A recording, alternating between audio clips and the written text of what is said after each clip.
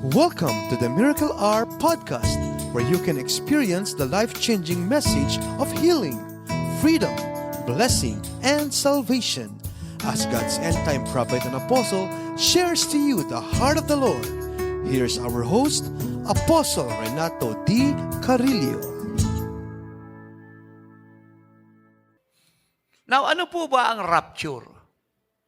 Hindi niyo po mababasa ang salitang rapture sa Bible. Hindi niyo siya mababasa. Pero may rapture sa Bible. Parang ganito yan eh. Yung salitang Pilipinas, hindi niyo mababasa sa Bible. Maliwanag ba yun? Pero may Pilipinas. Pero wala siya sa Bible. Yung pangalan po ng mga scammer at mga maker at anti-Christ, anti-rapture, anti-truth, anti-heaven, ay wala sa Bible. Pero nag-i-exist sila. Maliwanag po ba yun? Wala pong word na rapture sa Bible, pero may rapture sa Bible. Nakakalimutan po ng mga scammer at mga maker ng anti-rapture, anti-truth, anti-heaven, anti-God, na ang Bible ay sinulat hindi lamang po sa Hebrew, hindi lang sa Aramaic, kasama po ang Greek. Kaya pag kinuha po natin ang salitang rapture sa Grego, malinaw pa po sa sikat ng araw, ando doon siya sa Bible. Ang ibig pong sabihin ng salitang rapture, simulan natin sa Latin, is rapture. Rapture. Latin po yun. Pagdating niya po sa Grego, ang ibig niyang sabihin ay harpaso. H-A-R-P-A-C. As in Zoe, N-O. Harpaso. Sa Grego po ito.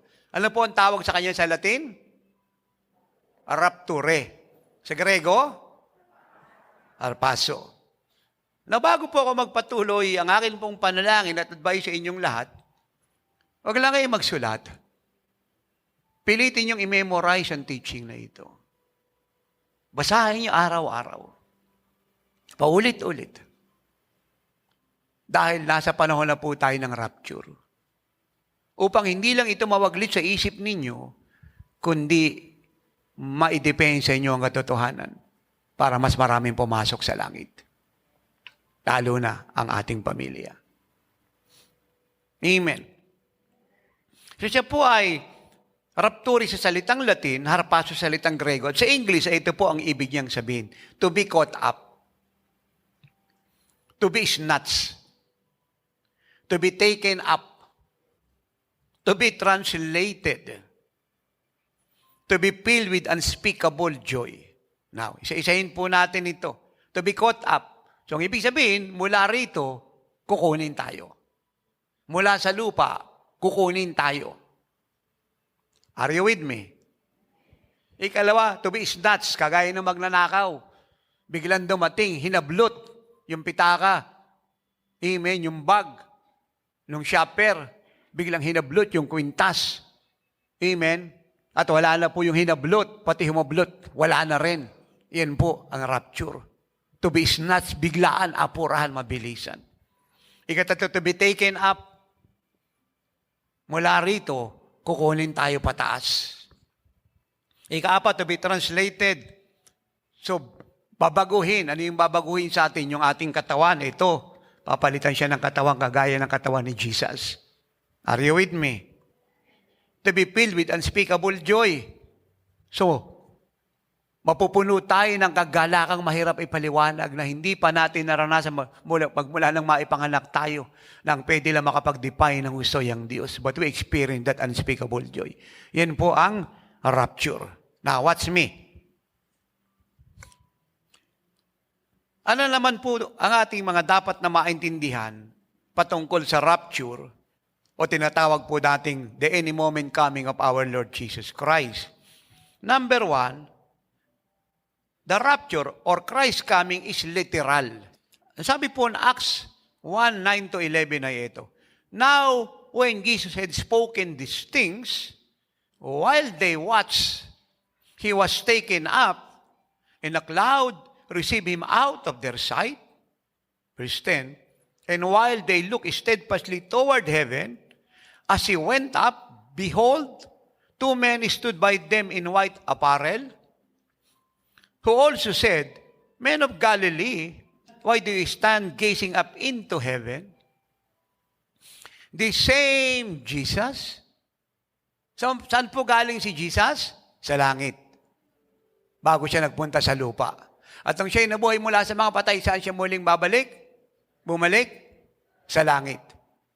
At ngayon sa kanyang muling pagbabalik na tinatawag na rapture, saan siya manggagaling?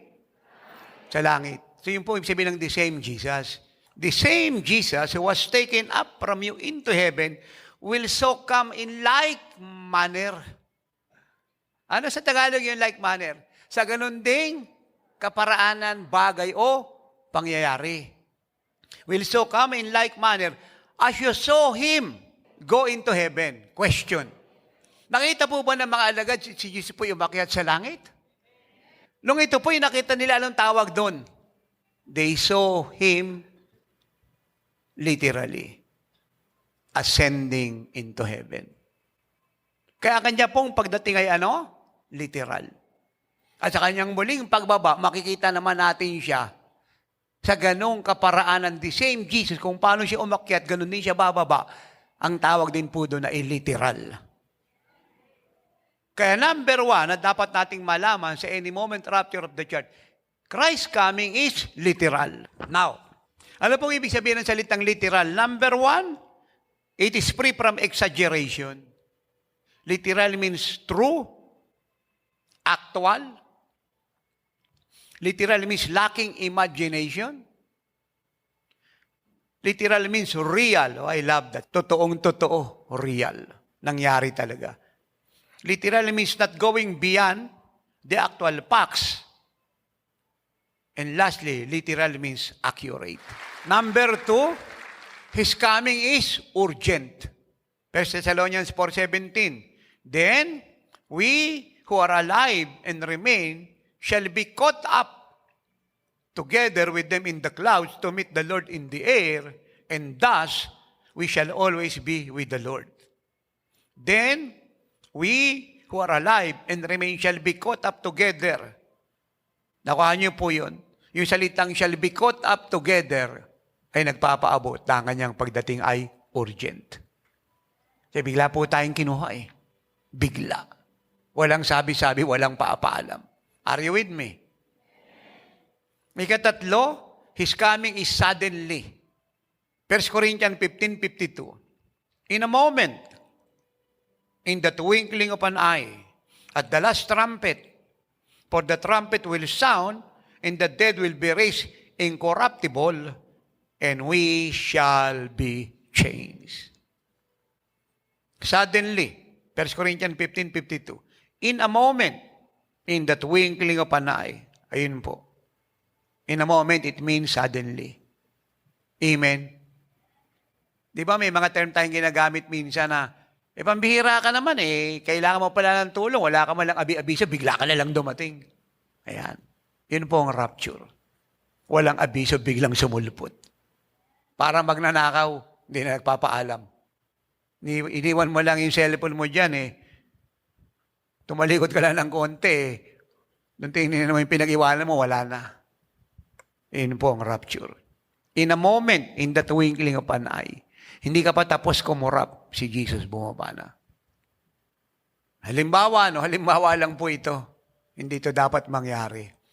Kung meron po ritong nakaupo na nasa kasalanan, biglang dumating si Jesus ngayon, biglaan, nawala tayo, ay iwan po siya. Kahit anong iyak niya at palahaw, wala na siyang magagawa. Wala nang tao sa paligid niya. Pero kanina lang, nakita niya pa yung katabi niya sa upuan, kasama niya sumasayo, pumapalakpak, maya-maya lang, wala na. Siya na lang naiwan. Ganyan po ka-delicate, ka-sensitive, ka-serious ang teaching na ito. Are you with me? Ika-apat, His coming is heaven heralding. Say that, heaven heralding. 1 Thessalonians 4:16. For the Lord Himself will descend from heaven with a shout, with the voice of an archangel, and with the trumpet of God, and the dead in Christ will rise first. Question. May binanggit po ritong with the shout, na salita, with the voice of an archangel, at ikatatlo, and with the trumpet of God. Sino lang po makakarinig nito? Meron pong almost 8 bilyong tao sa buong mundo ngayon. Ang makakarinig po nito ay yung mga biblical authenticated Christian. Hindi po yung Kristyanuhan. Hindi naglalaro sa Diyos. Hindi magnanakaw ng tithe offering, takot mag-first fruit. Hindi po yung nagsasabing mahal kita, Panginoon, pero hindi siya umaaten. Ibig sabihin, wala siyang totoong pinakitang relasyon sa Diyos. They are simply professing, but not committing their lives to the Lordship of Christ. Ang tangi lang pong makakarinig ng mga binanggit kong shout, the voice of an archangel, and the trumpet of God, ay mga lalaki at babaeng kinabuhay si Jesus. Kinabuhay ang Word of God. At minahal si Jesus ng una sa lahat at higit sa lahat. At puno ng pananabik, nag-aantay sa kanyang anumang araw at oras na pagbabalik. At bakit ito po'y heaven heralding? Kasi meron pong shout mula sa langit. Meron pong tinig ng archangel na narinig at saka trumpet ng Diyos. Kaya ito po'y heaven heralding sapagkat sinasabi po ng shout mula sa bibig ng Panginoon, I am coming. At tinatrumpet po ng archangel ang trumpet ng Diyos kasabay ng kanyang sigaw. He is coming, agreeing with Jesus, at tinatrumpet niya po ang trumpet ng Diyos. Hiniherald ang pagbaba ni Jesus. And heaven rejoice. Kaya nang marinig po ng mga patay na ang Panginoon po ay nagsabing, ako'y dumating na, sila pong lahat ay babangon. At sila na bumangon at tayong lahat na buhay pa ay sama-sama niyang babaguhin at kukunin at sasalubong sa Kanya. At ang langit po ay nagbubuni. Tuwang-tuwa. Grabe po ang selebrasyon. In fact, pwede po itong tawaging grand reunion. Kasi may-unite po yung mga unang umuwi sa Lord at tayong buhay. Laki po itong celebration sa langit. Kaya heaven heralding po siya. Ikalima, Christ coming is for us who loves Him. Ang pagdating po ng Panginoon ay para sa atin na nagmamahal sa Kanya. Hindi para doon sa hindi siya mahal. At nagsasabing mahal siya, pero hindi na ba siya sinusunod? Kundi para doon sa nagmamahal sa Kanya. He who has the bride is the bridegroom. But the friend of the bridegroom who stands and hears him rejoices greatly because of the bridegroom voice. Therefore, this joy of mine is fulfilled. He who has the bride is the bridegroom. So tayo po as a church ay hinalintulad sa bride. At si Jesus po ay hinalintulad sa groom. So, pag sinabi pong merong bride at merong groom, ang ibig sabihin may kasalang magaganap. Tama po ba yon? Ay kung bakit may kasalang magaganap? Kasi may nagmamahalan. Kaya siya po ay babalik sa ating nagmamahal sa Kanya sapagkat papakasalan niya tayo. Number 6, His coming is physical. We see Him. Ano yung sabihin ng salitang physical na makikita natin siya? Yung dadating po hindi multo. Si Jesus po ay dadating physical, makikita natin.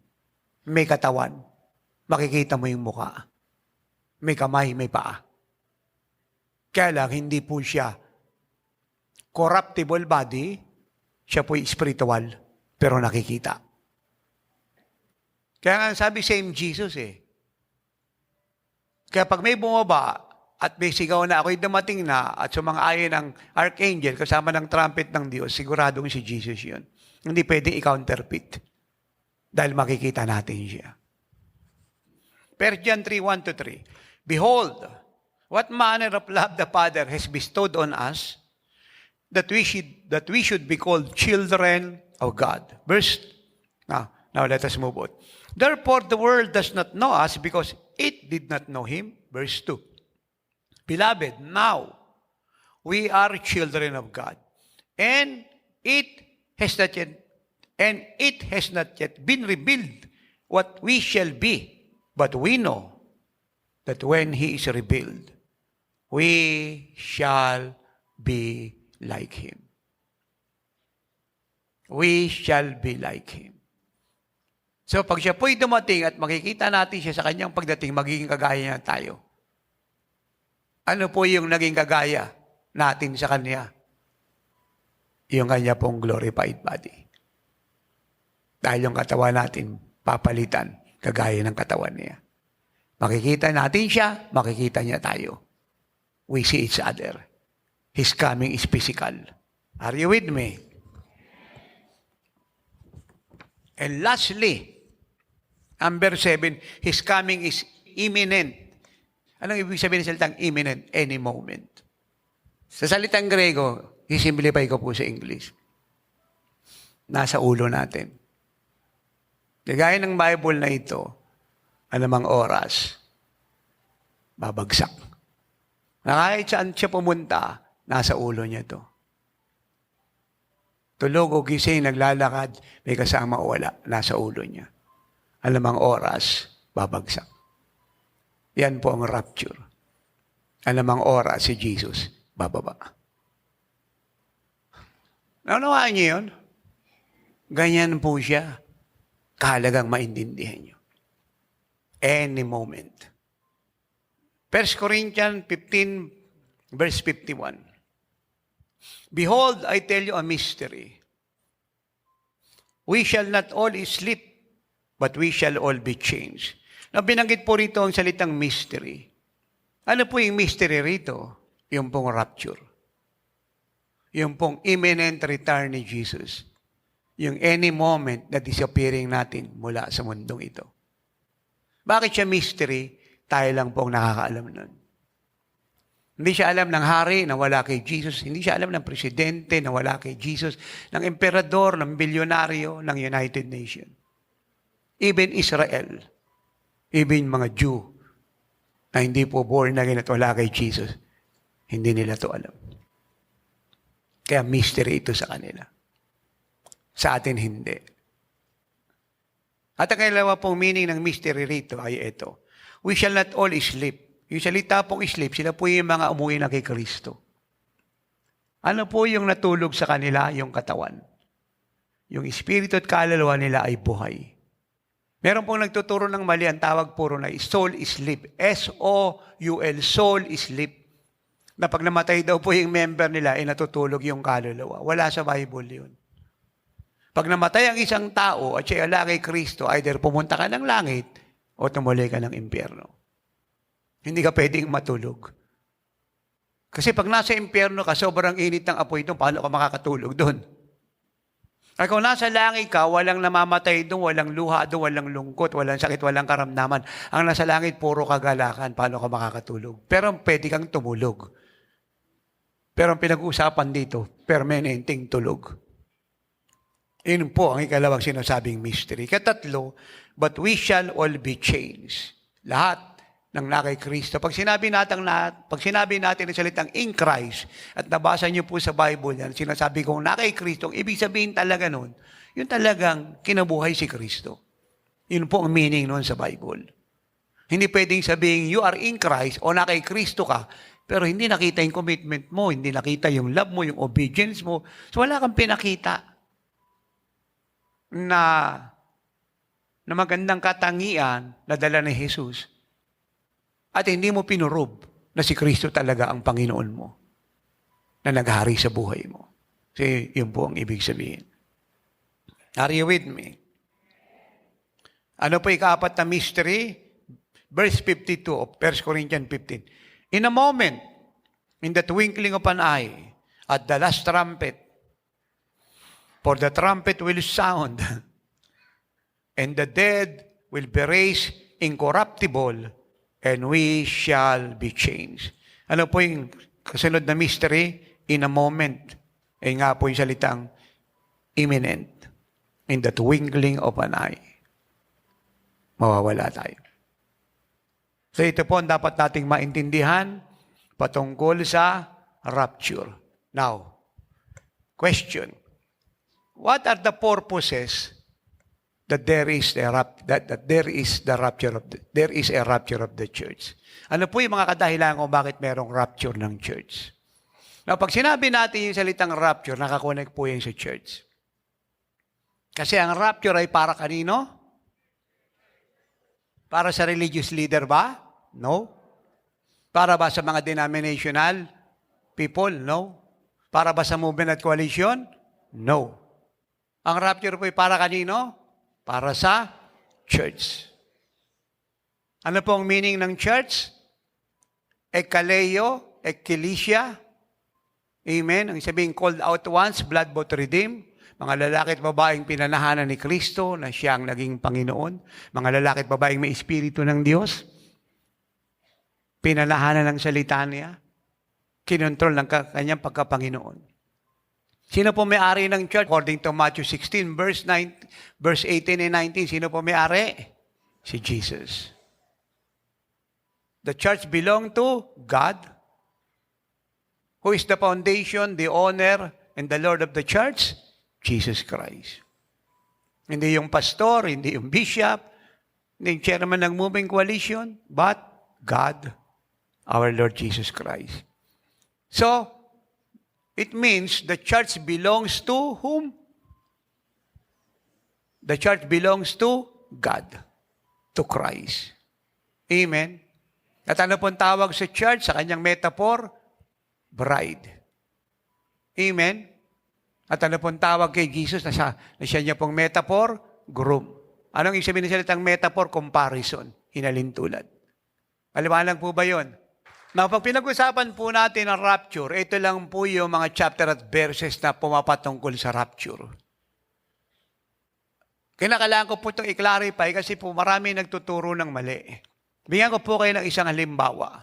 Samahan niyo po ako sa Matthew, please. Matthew 24, verse 37. But as the days of Noah were, so also will be the coming of the Son of Man be. For, as in the days before the flood, they were eating and drinking, marrying and giving in marriage, until the day that Noah entered the ark. 39. And did not know until the flood came and took them all away, so also will be coming of the Son of Man be.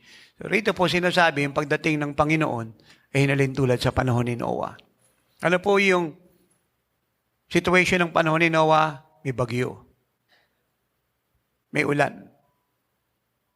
At bago dumating si Noah, sa pagsakay sa ark, pati yung kanyang mga anak, kanyang manugang, nagiinuman ng mga tao, nagme-merrymaking.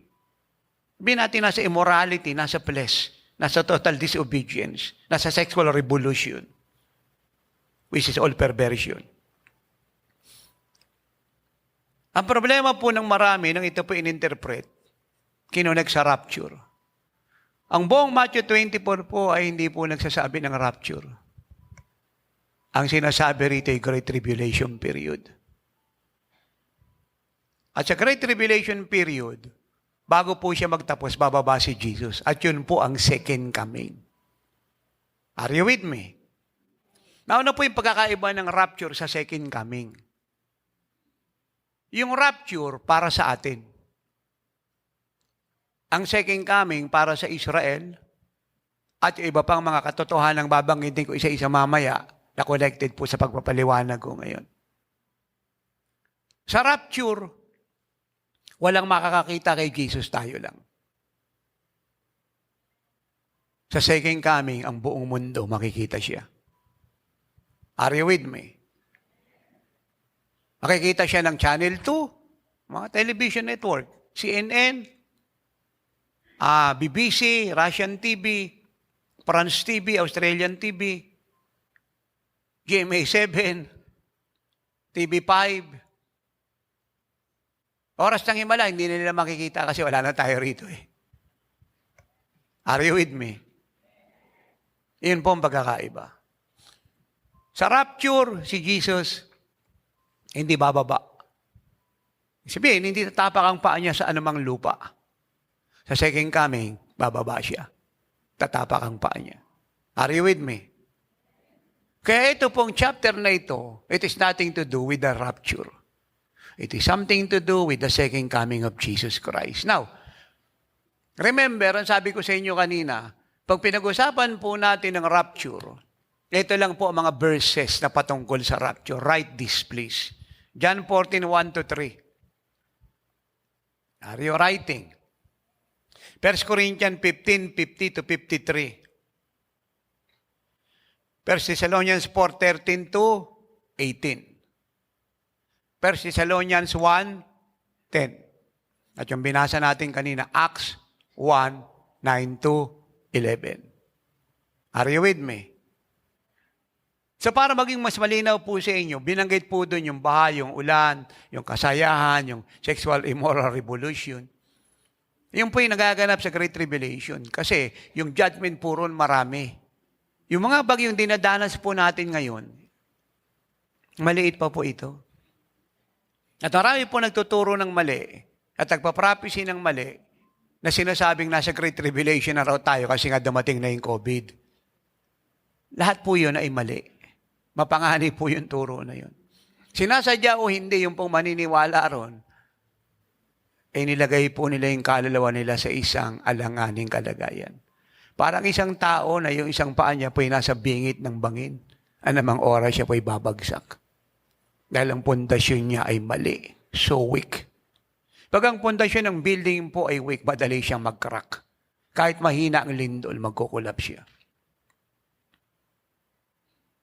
Wala pa po tayo sa Great Tribulation. Sa Great Tribulation po, mas malala ang sakit. Mas malala ang karamdaman. Mas malala ang mga bagyo't lindol. Sinasabi ng marami noon, the big one is coming, yung pong earthquake. Sa Great Tribulation po magaganap yun. Pero may mga lindol po rito, malalala. Marami po lindol na nangyari, pero hindi pa po yun ang big one ng Great Tribulation. Kasi ang lindol po sa Great Tribulation, yung isa pong bansa, kakainin ng lupa. Ano po yung mga purposes ng rapture? Number 1, to fulfill His promise. John 14, 1-3, watch this. Jesus said, "Let not your heart be troubled. You believe in God, believe also in me. In my Father's house are many mansions, plural. If it were not so, I would have told you. I go to prepare a place for you," Jesus said. "And if I go and prepare a place for you, I will come again." Nangako po siya, I will come again. And receive you to myself, that where I am, there you may be also. So sinasabi ng Panginoon, na wag daw po tayong mabalisa sa nagaganap sa mundong ito, sa mga material na bagay, kasi iwanan natin yan. Dahil lahat ng iiwanan natin dito, meron sa langit, sobra-sobra ang ganda. Nang higit sa iiwan natin dito. Kaya wag natin ikabalisa yung material na bagay, inamin, kakainin, ipuning pera sa bangko, saan tayo titira, saan tayo tutuloy, paano yung kinabukasan natin. Kasi, iiwan natin lahat yan. At kung anong iiwan natin dito, hindi kailangan sa langit. Kasi, sabi niya, ako'y pupunta sa Ama. Yan nga po, nabuhay siya mula sa mga patay. Nagpunta na po ba siya sa Ama? Kailan siya nagpunta? Nung siya po ay nag-resurrect mula sa mga patay, kailan yun? More than 2,000 years ago. Maliwanag po ba yun? Ay nga yung Acts 1:9-11, nakita siya ng mga alagad sa Galilee na siya po ay umaakyat patungo ng langit. Amen?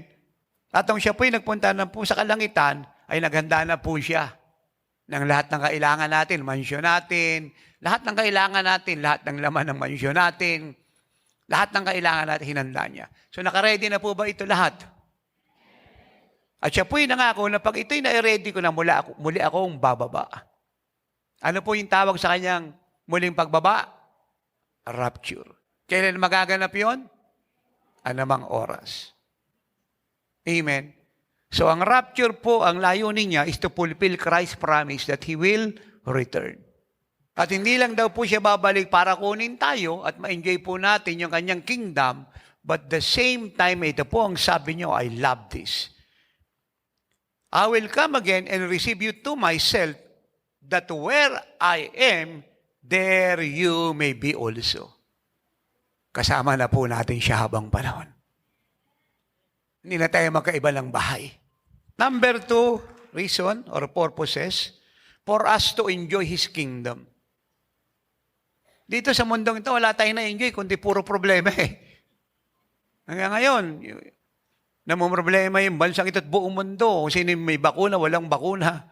Pati mga driver, nasakit ulo, nagkakasakit. Hindi naman COVID, pero sumasakit yung ulo kasi hindi nila mapasakay, walang bakuna. Tatanungin pa, may bakuna ka ba o wala, nagkakagulo, nag-aaway. So wala ka ma-enjoy sa mundong to. Kaya pag nanonood ka ng balita dyan, sakit ng ulo talaga eh. Amen? Amen? Kung sino yung injectionan, sino pa yung mga batang dapat injectionan, anong gagamitin sa injection. So masakit yung ulo. Masakit sa ulo. Wala ka ma-enjoy sa mundong to. Ay dali, kung na-enjoy mo man yung travel, aeroplano, barko, branded na kasuotan, pagkain, resort, mansyon, o ano pa. Hindi naman talaga enjoyment ng buhay yun eh. That is part of living. Pero yung true enjoyment na may dalang unspeakable joy, hindi maibigay ng mga binanggit ko. Do you agree? Si King Solomon ang sabi niya, I have everything in life. Pero ang lahat ng meron ako, vanity. Hindi nakapagbigay sa akin ng joy. Basahin niyo buong Ecclesiastes, sa introduction niya, everything is vanity. Wala raw pong kabuluhan.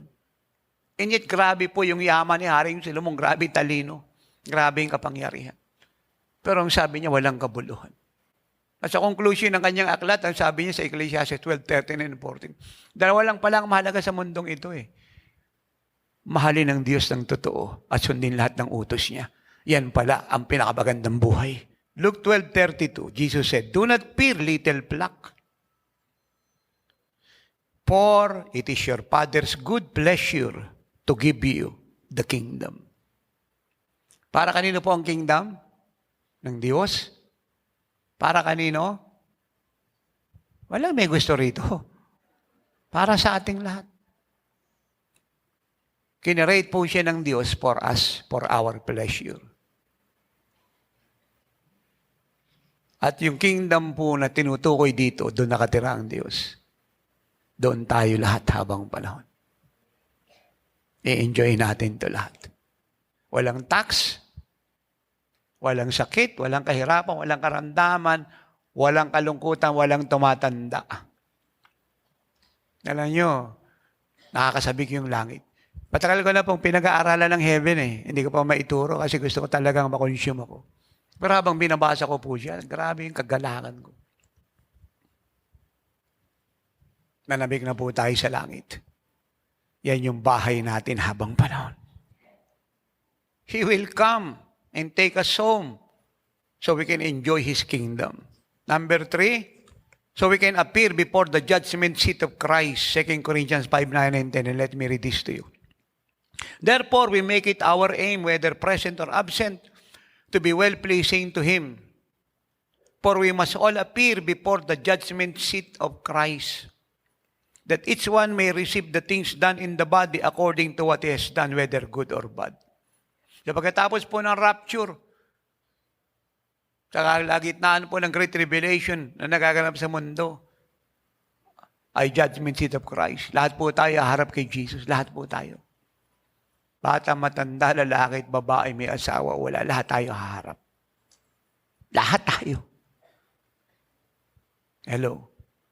Pero hindi na po issue rito yung salvation kasi save na tayo, kaya nga tayo nasa langit eh. So, ang purpose po ng pagharap natin sa Kanya, yung reward. Anong ginawa natin sa perang iniwan niya sa atin? Sa oras na binigay niya sa atin, sa talento, sa kaalaman, pinag-aralang karunungan. Anong ginawa natin sa katawang ito? Bahay niya. Naglingkod ba tayo sa Kanya? Paano tayo naglingkod? Yun po ang issue. Reward. Hindi salvation. Marami magsasabi, hindi, okay na, makapasok lang ako sa langit. Hindi po magandang paliwanag yun at confession. Dapat, hindi ka lang nakapasok sa langit, you enjoy His kingdom at rewarded ka. Kasi nagsakripisyo ka sa lupa, dapat gantimpalaan ka sa langit. Ika-4, to marry the Lamb. para pakasalan po ang kordero ng Diyos. Sino po ang kordero ng Diyos? Si Jesus. Revelation 19:7-9. Let us be glad and rejoice and give glory. Why? For the marriage of the Lamb has come. And his wife, kanino pong wife? Kay Jesus. Sino po yung wife? Tayo. Anong tawag sa atin? Bride. And his wife has made herself ready. And to her it was granted to be arrayed in fine linen, clean and bright, for the fine linen is the righteous act of the saints. Amen. Then he said to me, write, blessed are those who are called to the marriage supper of the Lamb. And he said to me, these are the true sayings of God. Kaya yung pong mga hindi napakasalan dito, huwag kang malungkot. Pakakasalan ka ni Jesus.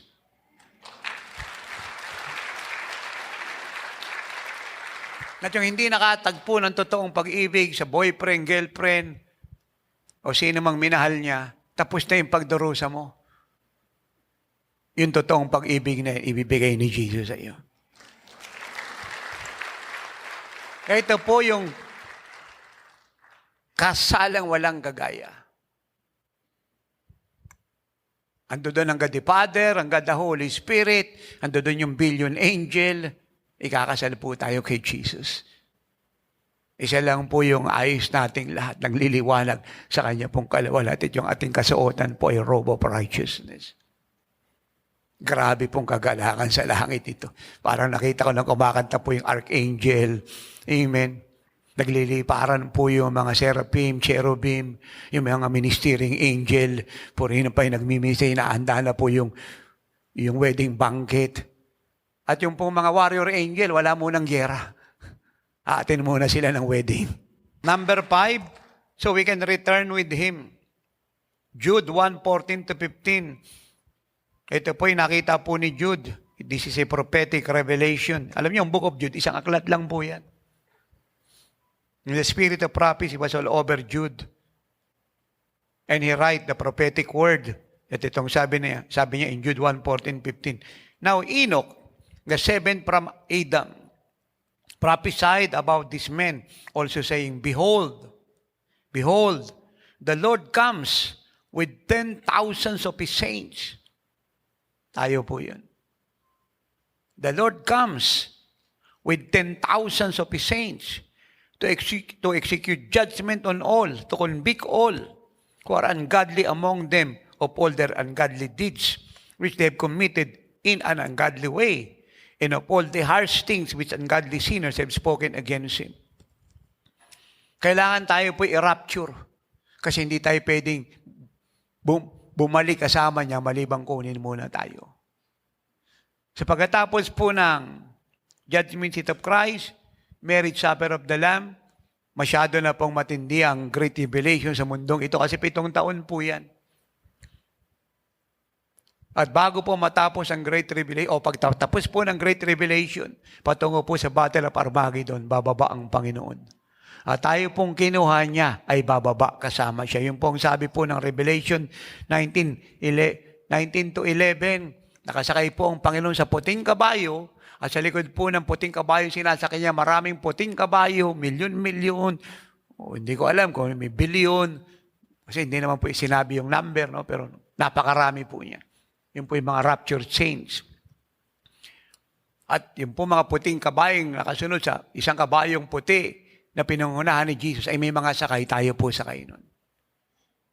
At bababa po ang Panginoon kasama tayo para giyerahin po si Satan, yung Antichrist, yung false prophet, at lahat ng Antichrist nation, at talunin po silang lahat. At habang ginigera sila ng Panginoon, tayo po yung nanonood. Nakita niyo lahat po ng mga nuclear, mga tangke, nakatutok po sa langit. Nakatutok kay Jesus sa ating lahat. Nuclear ng China, ng Russia, at lahat po ng Antichrist country, joint forces po yan. Yung may mga milyong army sa Battle of Armageddon. At you know what? Hindi po matagal yung giyera na yan. Saglit lang po yan. Dahil sa isang salita, lahat ng apoy sa langit babagsak sa lupa. At ito po ang pinakamagandang giyera na hindi pwedeng isa pelikula. 7 taon po tayong nasa glory ng heaven. 7 taong impyerno po ang mga tao sa mundo. We will discuss that. Ayaw lang po lumayo. But it's so terrible and so horrible.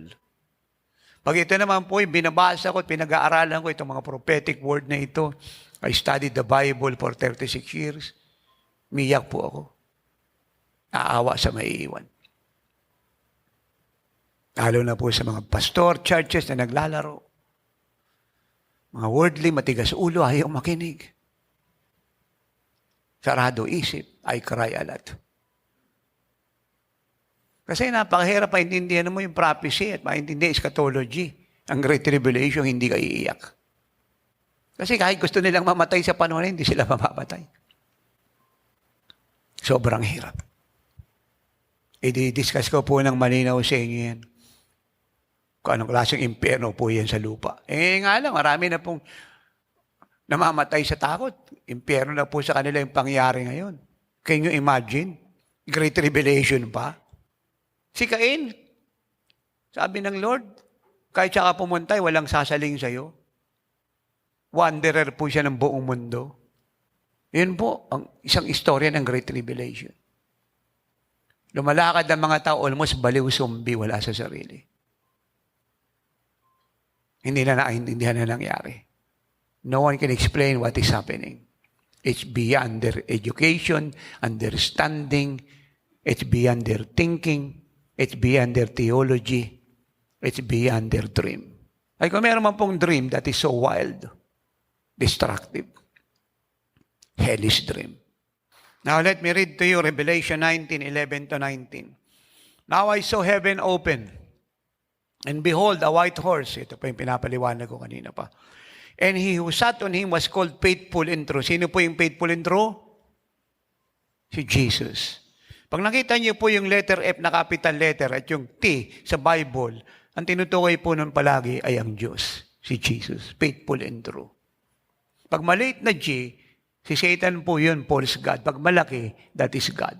Pag maliit na S, Spirit, Espiritu natin. Yung pag capital letter S, Holy Spirit yun. Intindihan niyo po yun? Palakpakan po natin ang Diyos. Now I saw heaven open, and behold, a white horse, and he who sat on him was called Faithful and True, and in righteousness he judges and makes war.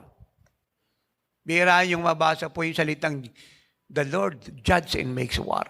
Nung wala po siyang dumating sa mundong ito, siya po yung dumating as a lamb. Sa kanyang pagbabalik, that is the second coming, not rapture, second coming. Siya po'y babalik as a warrior, a judge. Wala na pong pakiusapan dito. Giyera. Walang talk. A total war. Are you with me? His eyes were like a flame of fire. Kita niyo yan?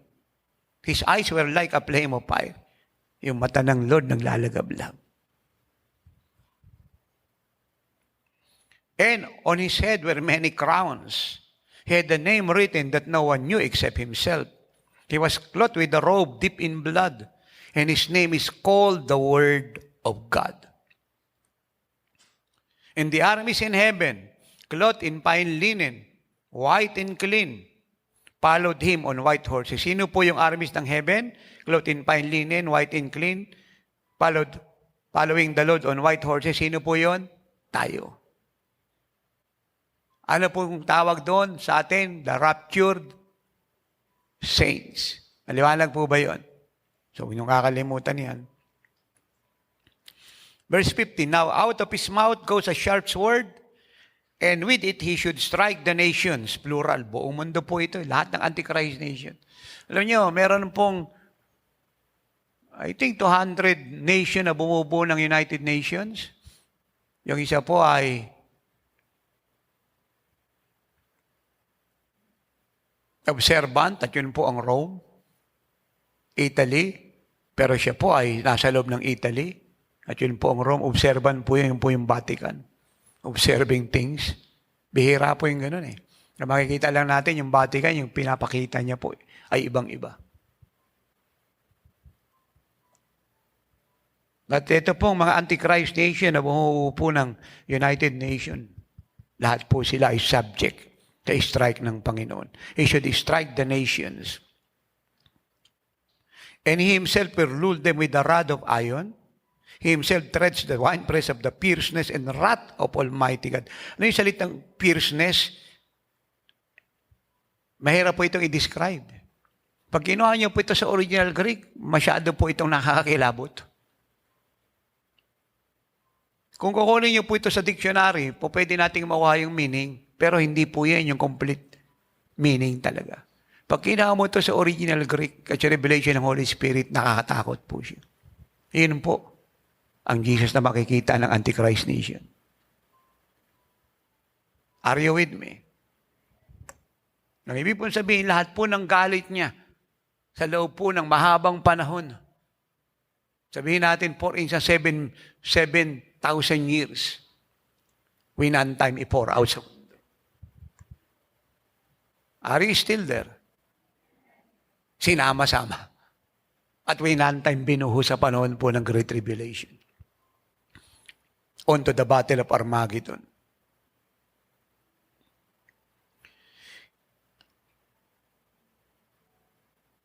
And He Himself will rule them with the rod of iron. He Himself treads the winepress of the fierceness and wrath of Almighty God. And He has on His robe and on His thigh a name written, King of Kings and Lord of Lords. Then I saw an angel standing in the sun, and he cried with a loud voice, saying to all the birds that fly in the midst of heaven, Come and gather together for the supper of the great God, that you may eat the flesh of kings, plural. The flesh of captains, plural. The flesh of mighty men. Ito po yung mga military general. Alam niyo na, doon po kami sa US Arkansas. So, doon kami nakapag-stay sa isang lake. Bahay po yun ng kapatid ng ating full-time na congregation. So, nasa LA kami, pinapunta niyo po kami doon kasi may sakit nga yung kapatid niya. Umubos ng $80,000 a day. Liver cancer, hindi naman gumagaling. So, nasa LA po kami. So, sabi niya, tatay, punta po kayo rito kasi yung bayaw niya, dami na pong gamot sa Amerika, daming surgery, $80,000 a day, hindi birong pera. Eh, pag times 50 mo yun, that is 4 million. Kaya lang, mayaman naman eh. Milyonaryo, kaya baliwala po yung pera na yun. So, yung bahay nila sa tapat ng lake. Maganda. Nagising mo sa umaga, lake. Tapos, forest po siya. Maganda. Kaya lang, malayo kami sa city. So, pagka bababa po kami, magbibiyahe kami siguro, pag walang traffic, mga 35 to 45 minutes. Kasi kung bakit ko sinasabing may traffic, kasi pag dumadaan po yung mga usa, traffic. Pero yung mga kotse, wala. Pero may dala ng traffic usa. Doon ako nakakita na napakaraming usa, ang gaganda ng sungay. At sa isang banda naman, meron din kaming nakita, mga buitre nagliliparan. Kinain nila yung mga deer. Yun naman ang malungkot na eksena. Yung mga katawan ng mga deer, kinain nila. Talagang tinutuka lang tinutuka. Mga buitre. Babaho, papangit. Ang sangsang ng amoy. Ito, pista ng mga buitre ito. Kinakain, katawan ng hari, presidente, emperador, general, bilyonaryo, artista, boksingero, bakla, tomboy, worldly, lahat ng ayaw kay Kristo. O mas masuka-suka po kami. Kaya sabi ko sa nagdadrive nating anak, alis mo na rito. Kasi mga bata, baka bumaligtad yung sikmura. Nakita namin mga buwitin, nagliliparan. Hindi naman sila lumalayo eh. Pag busog na, so lilipad, papag-utom na naman, babalik na naman doon. At nung kakadaan namin doon, ng araw, wala na po yung mga osa, inuubusan ng mga buitre. Pero lumilipad pa rin sila sa kalawakan. Naintindihan niyo po sinasabi ko? The flesh of mighty men, the flesh of horses, and of those who sit on them, and the flesh of all people, free and slave, both small and great. Mahirap mayaman, kilala o hindi. Walang UATC yung pinag-uusapan dito, Canadian, Japanese, European, o Filipino, o Russian, o Chinese. Walang pakialam po yung mga buitre sa citizenship nila. Ang mahalaga sa buitre, yung karne nilang lahat. Yan pinag-uusapang mahirap, mayaman dito, sikat at tanyak, may bakuna, walang bakuna. Are you with me? Wala nang free will dito, mandatory po yung mga bitring kainin silang lahat. Oh my God. And the last verse 19, and I saw the beasts, the kings, plural, of the earth. Mga rulers po ito sa panahon natin. And their armies, again, plural, gathered together to make war against Christ who sat on the horse and against his army. Tayo po yun. They make war and all of them are destroyed. Number 6, to reign with him in his millennial reign. Sa pagkatapos po ng Battle of Armageddon, bumaba po ang Panginoon. Pinaliwanag ko kanina, kasama po tayo, establish niya po yung kanyang kingdom. Yun po yung 1,000 reign ni Jesus. Yun ang sinasabi ng Isaiah 9 verse 6. Unto us a child was given, and unto us a son was born, and a child was given. And his name shall be called Wonderful Counselor, Almighty God, Everlasting Father, the Prince of Peace. And the government will be laid upon his shoulder. Yung millennial reign po ang tinutukoy ron. 1,000-year reign. Amen. At habang siya po'y naghahari sa buong mundo, kasama tayo. Ang pagkakaiba lang po, tayo po'y glorified body, yung mga po naiwan na mga nabuhay sa panahon po ng gyera at Battle of Armageddon. Sa panahon ng Great Tribulation, sila po'y nasa laman. Bawat tao sa bawat bansa pupunta sa Jerusalem to worship Jesus. Yung kanya pong 1,000-year reign ay sa mundong ito. Are you with me? Naintindihan niyo po ako. Si Satan po itatapon sa bottomless pit, yung false prophet at yung beast tuloy-tuloy sa hell. So wala pong gulo kasi si Satan po nakakulong sa bottomless pit. So malinaw rito, pag si Satan po ay nakakulong, nakatali, hindi nakalabas, walang gulo. Kasi siya po talaga yung author ng gulo. Kaya pag tayo nag-spiritual warfare, dapat ginagawa po siya. Pag natali po siya, pati mga demonyo, tahimik yung pamilya natin, yung barangay natin. Kasi nanggugulo, tinali natin. Kaya napakahalagang maunawaan po natin yan. Now, listen to this. Revelation 21:5. Then I saw an angel coming down from heaven, having the key to the bottomless pit and a great chain in his hand. Meron po siyang hawak, dalawa. Yung isa susi, ikalawa kadena. Sino ikakadena niya? Si Satan.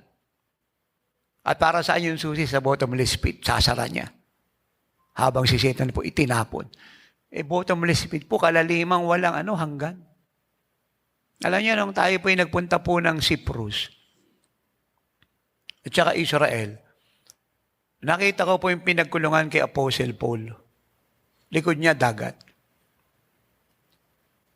Doon lang po nakakatakot na kasi yung mga kulungan po niya na ginawa ng mga Romans, madilim, tas malalim, walang pwedeng dumalaw. Wala rin pwedeng tumakas. Almost dungeon siya, parang tunnel, sa ilalim ka. Hindi ko po alam kung ilang feet high po yan, pero doon lang, masyado na pong grabing suffering yan sa isang apostol na kinulong. Kasi nagpunta kami Israel, pumunta kami roon sa bahay ni Anas, yung high priest ng panahon na yan. Nabiyanan ni Caiphas. Niliti si Jesus doon. At may kulungan doon. Bumaba ako roon. Doon nila kinulong ang Lord. Yung bahay po roon, sabihin na lang natin parang dalawang palapag. Sa ilalim niya po, dungeon, basement. Doon nila kinulong ang Lord. At tapos ng pagkulong, ilalabas siya, trial na naman, tapos ikukulong siya uli. At ipapaliwanag ko po sa inyo yan kung ilang trial meron ng Lord para lalo niyang maunawan lang sinasabi ko. Ayoko lang pong tumuloy kasi lalayo ako. Malalim po yun. Kaya kahit magsisigaw ka doon, walang po pwedeng tumulong sa iyo at walang po pwedeng bumaba para i-assist ka. Kaya marami po nabaliw, namatay ng maiksing oras. Kasi talaga nakakabaliw. Madilim, walang tao, makipot yung lugar, lupa yung paligid mo, mga insekto, mga hayop, mga daga, mga ando doon siya lahat. Doon nila kinulong si Jesus. Iniisip ko yun, horrible na yun. Si Satan po, ikukulong sa bottomless pit. Sobrang lalim na hindi mo masukat yung lalim. Grabing parusa ng Diyos, ano? Bottomless. Hindi pa po impyerno yan. 1,000 taon si Satan doon.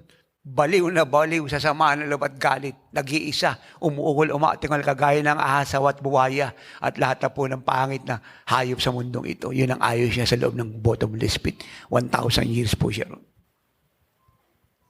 Are you with me? Tahimik buong mundo. Si Jesus po yung hari walang eleksyon. At habang nagahari po si Jesus, tagahari tayo. Si tatay, tapat sa paglilingkod. 10 bansa yung paghaharian ko. Sabihin natin, anak, yung Australia, pamahalaan mo yan. Yung New Zealand, yung Liberia, pumunta ka ng yung West Africa, yan yung pamahalaan mo. Yung mga bansa na yun na dinahalaw mo, pamahalaan mo lang, i-supervise mo yan. Tingnan mo yung takbo niyan kung paano tumakbo ng ayon sa gusto ko. At yung iba din mga man of God, yun din po yun. Are you with me? Of course, kasama yung mga taga-oras ng Himalaro. Kaya lang, glorified body tayo. Sila, may buto, may dugo, may laman, manganganak. Tayo, wala. Glorified body. Sila po yung naiwan sa panahon ng Great Tribulation at Battle of Armageddon. Maliwanag po ba yun? Now, Revelation 21:5. Then I saw an angel coming down from heaven, having the key to the bottomless pit, and a great chain is in his hand. He laid hold of the dragon, the serpent of old, who is the devil and Satan. Dito na po lahat ng pangalan ng Diablo. Dragon, matandang ahas, yung panahon po ng Book of Genesis, na nanloko kay Eva at kay Adan. Who is the devil? Ibig sabihin ng salitang devil, adversary, enemy, and Satan. Ayan. And bound him for 1,000 years. Ginapos. Nilagay sa bottomless pit. And he cast him into the bottomless pit and shut him up and set a seal on him so that he should deceive the nations no more till the 1,000 years were finished. But after these things, he must be released for a little while.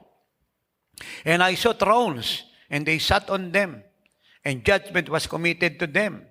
Then I saw the souls of those who had been beheaded for their witness to Jesus and for the word of God, who had not worshipped the beast or his image, and had not received the mark on their foreheads or on their hands. And they live, ayan, tayo po ito, and they live and reign with Christ for 1,000 years. Kaya ika-anim pong reason ng kanyang pagkuha sa atin sa rapture ay para makasama tayo sa kanyang paghahari sa mundong ito sa loob ng 1,000 taon. Amen? God is so good. Ang sabi ko, God is so good. Number 7, to save us from the coming wrath. Anong araw ngayon? Linggo. Kinabukasan ng Lunes, simula na po ng Great Tribulation. Ulitin natin ha. Anong araw ngayon? Linggo. Nag-rapture ngayon. Halimbawa, nag-rapture po ng pagkatapos nyo maghapunan. Kasi baka mahirapan kayo ma-rapture pag gutom kayo eh. So nag-rapture po, sabihin natin ng 12:00 ng gabi ng linggo. 12:01 ng Lunes ng madaling araw. Simula na ng Great Tribulation period. Yung Antichrist publicly lalabas na. Kaya yung pong lahat ng mga scholar ngayon, kapatid sa ibang fellowship na sinusurvey kung sino yung Antichrist, sayang po pagod ng mga yun. Wala po sa Bible na nagtuturo at nagsasabing makikilala mo Antichrist.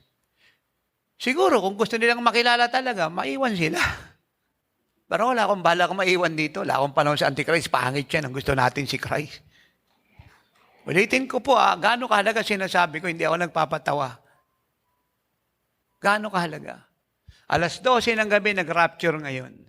12:01 ng Lunes ng madaling araw, simula na ng 7 taong malaking kapighatian. At hindi pa po siya naganap sa istorya ng mundo. At lahat po na nangyari ngayon, pati mangyayari pa bago mag-rapture, ay maliit. At hindi pa. At nangyari bago nag-rapture. Pero yung magaganap sa panahon ng malaking kapighatian o Great Tribulation period kahit minsan hindi pa naganap sa mundo. Kay lindol po yan, kay bagyo, kay famine, kay war, kay ano pa pong klase pong putok ng bulkan yan o salot, hindi pa naganap. Ngayon, maraming putok ng bulkan, maraming global warming, climate change, tsunami, hurricane, tidal wave. Pero yung magaganap sa Great Tribulation, meron ding ganitong pangyari. Doon pa lang siya magaganap kahit minsan hindi pa nangyari sa mundo. Magmula lang siya po yung maging mundo. Huwag niyong kakalimutan yan. Kaya kung umakit ko po siya, binubuksan sa inyo, ito nga lang po, horrible na eh. Masakit na sa ulo ng buong mundo. Paano pa sa Great Tribulation na hindi pa naganap kahit minsan? Dito nga lang sa nangyaring binanggit ko, ang mundo nangangamatay na, hirap na, umuugol na, umaayaw na, iba nagsisuicide na, depressed, oppressed, ayaw nang mabuhay, discouraged, disappointed, perplexed, hopeless, helpless. Paano pa sa Great Tribulation yung magaganap na sobra-sobra na hindi pa nangyari, na mas malala sa nangyari ngayon? Kaya yung 7 taon ng Great Tribulation period ay impyerno sa lupa. At dito na lalabas ang Antichrist. Publicly, magpapakilala na siya. Yung false prophet, nakalabas na, matagal na, matanda na nga yung false prophet. Siya po yung religious leader ng Antichrist. Siya po yung nag-unite ng religion. Yung one faith. Buhay na po siya, matagal na. Yun ang pwede nating makilala yung false prophet. Pero po yung Antichrist, hindi. Pero buhay na po siya. Tagal na. Hindi ko po alam kung ilan ang edad niya. Siguro mga nasa ano na siya ngayon. Hindi ito sigurado sarili ko lang po ito. Parang school of thought lang po ito. Siguro ngayon mga around 50 plus na siya. Train na po siya ng gusto sa lahat. Military war, religious war, economic, political, lahat. Control niya po ang buong mundo. At ang isa po dyan, yung COVID-19. Yung system. Are you with me? Kaya lahat po na nagaganap ngayon, parehas sa isang bansa at sa buong mundo. Global na po yan. Pagpapakitang the Antichrist is alive. Already existing. Controlling the world. Are you with me? Pero yung control po niya, hindi pa 100%. Maliit pa lang. Pero yun ang pupuntahan. At bago dumating sa kanyang kapuspusan o 100% control, wala na tayo rito.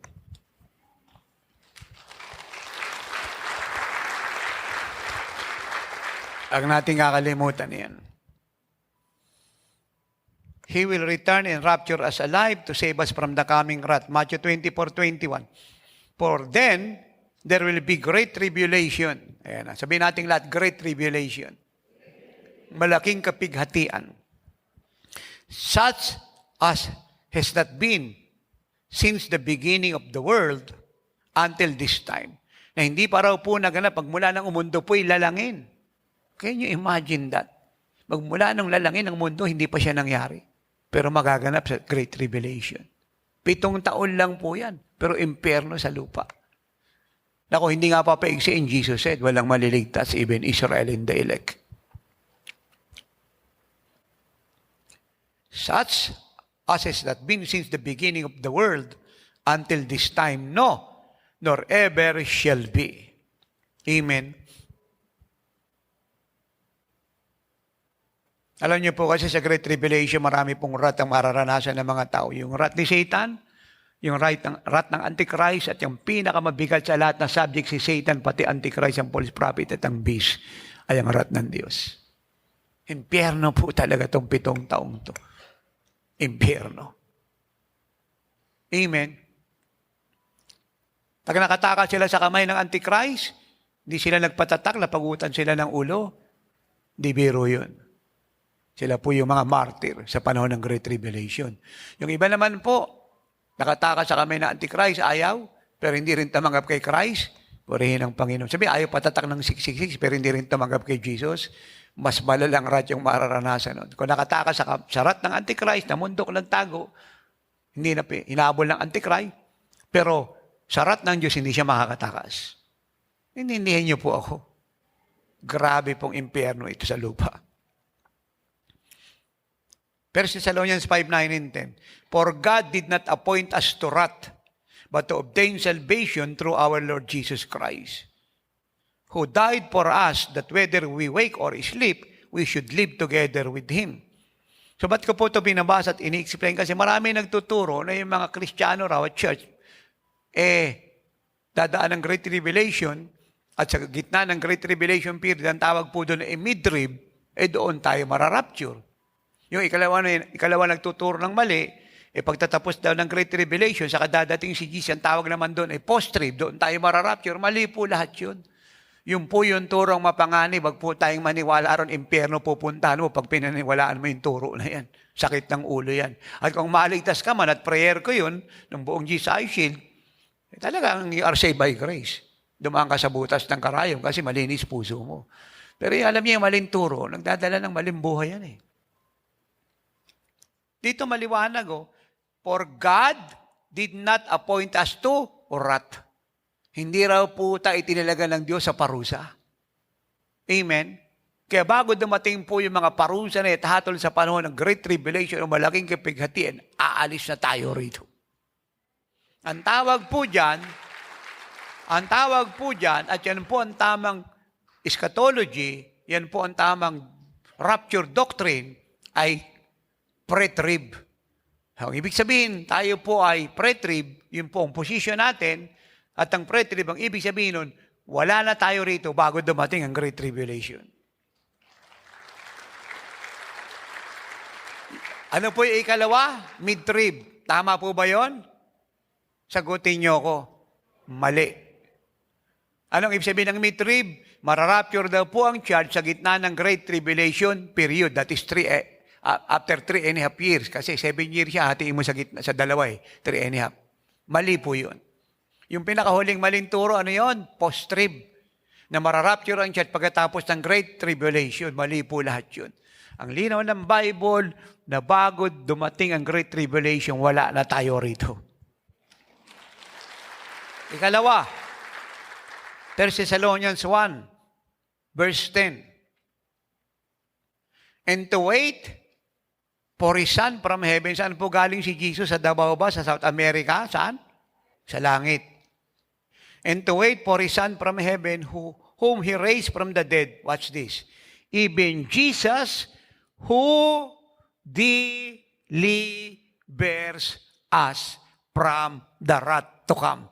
So, yung pong salita, maliwanag from the wrath to come. Sa ibang translation, from the coming wrath. So, ibig sabihin, bago dumating po yung wrath ng Diyos, wala na tayo rito. Diniliver na tayo.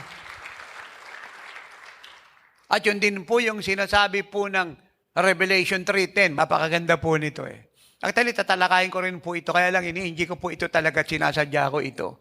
Kasi hindi mo pwedeng talakayin ng rapture na hindi mo tatalakayin po yung maling turo. Kaya hindi po siya maiwasan. Pero tatalakayin natin ito ng buo mula Old Testament hanggang New Testament. Ipuprove ko po sa lahat na nagtuturo ng mali. Na naman pong judgment ang dumating sa mundo, bago siya dumating, wala na po tayo lahat. Umalis na tayo. From the Old and New Testament, ipuprove po natin yan. Ngayon, tatlo lang po yung akin pong sinusupport. Revelation 3:10. Because you have kept my command to persevere, I also will keep you. Underline that word, keep you from. Yung salitang from. Keep you from the hour of trial, which shall come upon the whole world to test those who dwell on earth. Ito pong the hour of trial, this is the Great Tribulation period. Isa po yan sa term na ginagamit patungkol sa Great Tribulation period. Ang sabi ni Jesus, I will keep you from the hour of trial. I will keep you from the hour of trial. I will keep you from the Great Tribulation period, which shall come upon the whole world. Yung salita pong from ay mula po sa Greek word na ik. Ang ibig pong sabihin ito sa simpleng paliwanag sa English at Tagalog, na bago dumating yung sunog sa isang bahay, at kung yun po ang bahay natin, inalis na tayo. Lakasan nyo yung palakpak nyo. Ngayon, yung po mga kapatiran sa ibang fellowship na nagtuturo ng mid-trib at post-trib, tingnan po nila sa Grego yan para ma-deliver silang lahat. Kasi kung yun po yung position nilang, ibig sabihin, gusto nila habang nasusunog yung bahay, nasa loob sila. Yun ang ibig sabihin nun. Pero ang ibig sabihin po nito, hindi ganon. Sabi rito, I will keep you, iingatan kita, keep you. Kung nasunog ka, hindi ka na ingatan. Jesus said, I will keep you. Paniniwala tayo kay Kristo, hindi siya nagsisinungaling kasi sa mali nilang theology at eschatology. Wala akong kausap dito. Saan niya tayo iingatan? I will keep you from the hour of trial. Ano yung hour of trial? Great tribulation. Amen. Ik. Yung po yung sabihin sa Greek. Ik. Ek. So bago dumating ang sunog sa bahay na tinitira natin, aalis na tayo rito. So bago dumating po yung Great Tribulation sa mundong ito, aalisin tayo ni Kristo. Number 8. Napakahalaga po ng rapture. Bakit dapat po may rapture? For the dead to be resurrected. Yung po mga kamag-anak nating nauna nang umuwi, yung nanay ko, si Pastor Nonoy, Pastor Miguelo, Pastor Abe, Pastor June, Pastor Maricel, yung mga kamag-anak ninyo, yung mga New Testament saints, at iba pa't marami pa, nauna nang umuwi sa Diyos. Kailangang mag-rapture. Kasi kung hindi magra-rapture, hindi sila mariresurrect. Are you with me? Kailangang may rapture upang yung lahat ng namatay kay Kristo ay muling mabuhay. Ano yung binubuhay yung katawan nila? Oh my God. Isn't that so good? Ngayon sabi ng 1 Thessalonians 4:13-17, watch this. But I do not want you to be ignorant, brethren, concerning those who have fallen asleep. Ito po yung mga binabanggit ko kanina. Lest you sorrow as others who have no hope. For if we believe that Jesus died and rose again, even so, God will bring with Him those who sleep in Jesus. For this we say to you by the word of the Lord, that we who are alive and remain until the coming of the Lord will by no means precede those who are asleep. For the Lord Himself will descend from heaven with a shout, with the voice of an archangel, and with the trumpet of God, and the dead in Christ will rise first. Yan. Then we who are alive and remain shall be caught up together with them in the clouds to meet the Lord in the air, and thus we shall always be with the Lord. So ito po malinaw. Nag-rapture ngayon. Lahat po ng libingan na pinaglibingan sa mga tao, mga kamag-anak ninyo natin, na naunang umuwi sa Panginoon, lahat po ng libingan na yan sa buong mundo bubukas. At lahat po ng inilibing niya na kay Kristo babangon.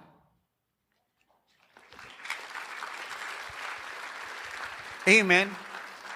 Yung katawan po nila na nabulok na po riyan, inagnas na.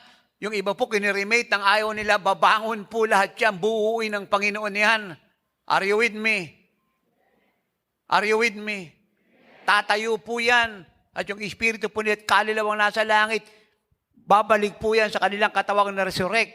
At yung katawan po nila, pagbangon, ay hindi na pwedeng mamatay, hindi na pwedeng mabulok, hindi na makakaranas ng decomposition o ng decay.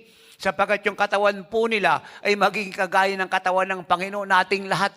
At pag sila po ay nakabangon na, yung katawan po nila ay napalitan na, sama-sama po yung bumangon na tayong lahat, sama-sama, sabay-sabay, aakyat. Ito po yung mga bumangon. Ito po tayong buhay. At lahat po ng mga namatay kay Kristo o na mahingay mga katawan kay Kristo na naagnas na bulok, pati po nasa dagat, kiniremate, sinunog ng ayaw po nila. Pero pinayagan ng mga kamag-anak. Nay, by the way, tanong, tatay, yung cremation po ba ay sa Diyos? Hindi. Kaya ang mga katawan po ng mga anak ng Diyos ay hindi dapat kinikremate. Dapat siya po ilibing ng maayos.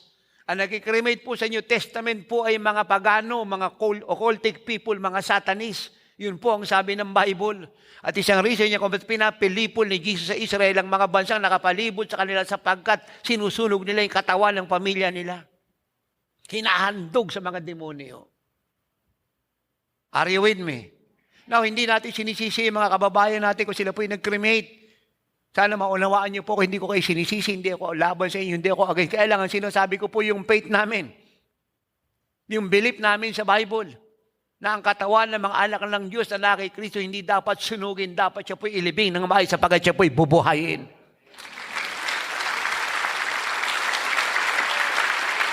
Now, pagbangon po nila, as I mentioned earlier, at nagkaroon na po sila ng bagong katawan, glorified body. And then tayo po, nabuhay pa, ay babaguhin din. At pagsabay-sabay na po nagkaroon ng pagbabago, sabay-sabay po tayong sasalubong kay Kristo sa alapaap. Amen! At ano pong tawag natin kanina dyan? Heaven heralding moment or event. Anong tawag dyan? Great reunion. Great celebration. Kaya nga may trumpet, may voice, may shout. Amen. Kaya lahat po ng mga kamag-anak nating unang umuwi sa Panginoon, yung mga katawan po nila kung saan naman sila nilibing bilang ng araw, isang araw babangon lahat yan.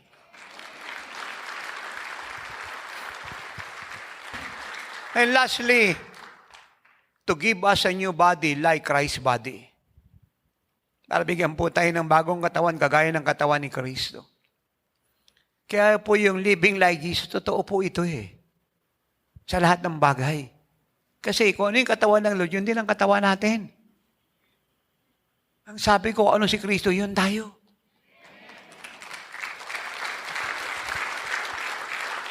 Philippians 3:20 and 21. For our citizenship is in heaven, from which we also eagerly wait for the Savior, the Lord Jesus Christ. Verse 21, who will transform our lowly body, that it may be conformed, underline that word, may be conformed to His glorious body, according to the working by which He is able even to subdue all things to Himself. Amen. Kung ano po yung katawan ng Panginoon, yun ang magiging katawan natin. Glorified, spiritual, heavenly. Hindi na siya pwedeng mabulok, hindi na pwedeng masira. Kasi wala na po siyang dugo. Are you with me? Hindi siya multo. Yung multo hindi nakikita. So makikita mo siya physical. Pero ang katawan niya, spiritual. Maliwanag po ba yan? Wala na po siyang mga laman. Kasi ito yung mga nabubulok Wala na. Naintindihan niyo po yun? Hindi po ba ang buti ng Diyos? Gano'n niya tayo kamahal, sobra. Alam niyo, dinala ako ng Holy Spirit sa John 17. Gusto ko pong pakinggan niyo itong maigi. Connected po ito rito at magtatapos na po ako. Kung gusto niyo pong malaman kung paano po mag-pray si Jesus, magkakaitiya kayo, basahin niyo po ang buong John 17. Makikita niyo po kung paano mag-pray si Jesus. Madali po siyang intindihin. At kung hindi niyo makukuha ang buong buod, ipapaliwanag ko sa susunod. Pero dahil tinutularan natin ng Panginoon, pwede niyo na po siyang basahin kahit hindi pa po ako nagtuturo sa inyo. Ang gusto ko lang pong kunin dito ay yung binurot out sa akin ng Holy Spirit. Ang sabi niya po sa John 17:21, that they all may be one, as you, Father, are in me, and I in you, that they also may be one in us, that the world may believe that you sent me. 22, and the glory which you gave me, I have given them, that they may be one, just as we are one. 23, I in them, and you in me, that they may be made perfect in one, and that the world may know that you have sent me, and have loved them as you have loved me. Tingnan niyo po si tatay. Ulitin ko i-catch niyo po. In the Spirit, ang sinasabi ni Jesus. Understand this in the Spirit.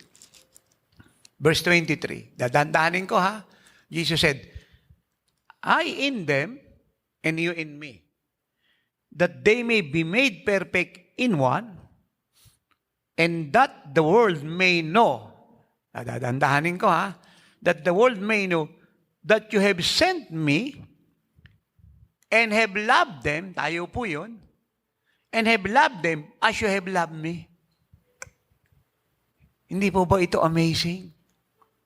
Anong sinasabi ni Jesus? Para malaman ng buong mundo na ako'y sinugo mo at hindi lang yan, at malaman ng buong mundo na kung paano mo ko minahal, ganun mo din sila kamahal.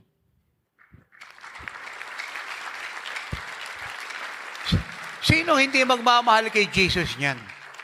Sino hindi iiyak? Sino hindi maglilingkod sa Kanya ng kusa? Sino hindi magtatalaga ng meron tayo sa Kanya?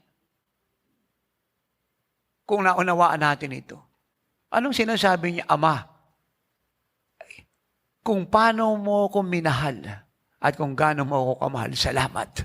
Sila na sumasa akin, na ako'y sumasa iyo, ay gano'n mo rin kamahal.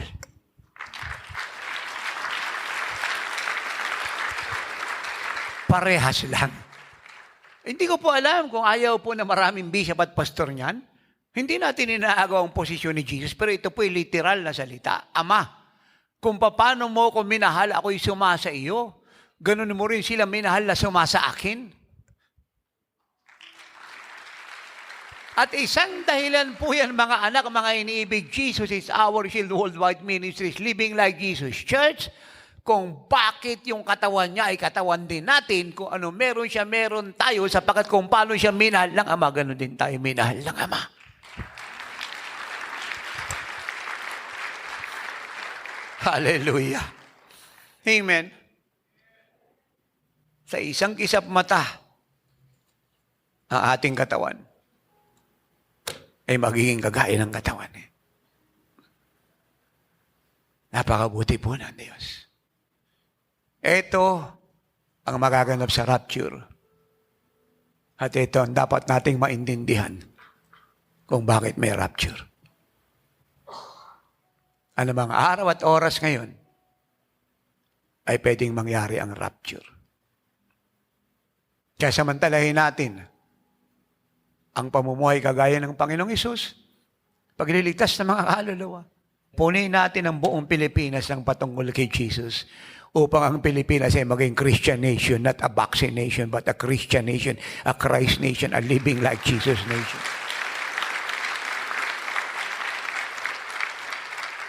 At ang dalangin ko na pag bumaba si Jesus mamaya sa isang linggo, sa isang buwan, masumpangan niya po tayong nananalangin. Malinis ang buhay. Nagliligtas ng kaluluwa. At salamat sa Diyos, ano man ang maganap sa mundo, exempted tayo. At ang tagumpay natin ay nakatala sa langit habang panahon.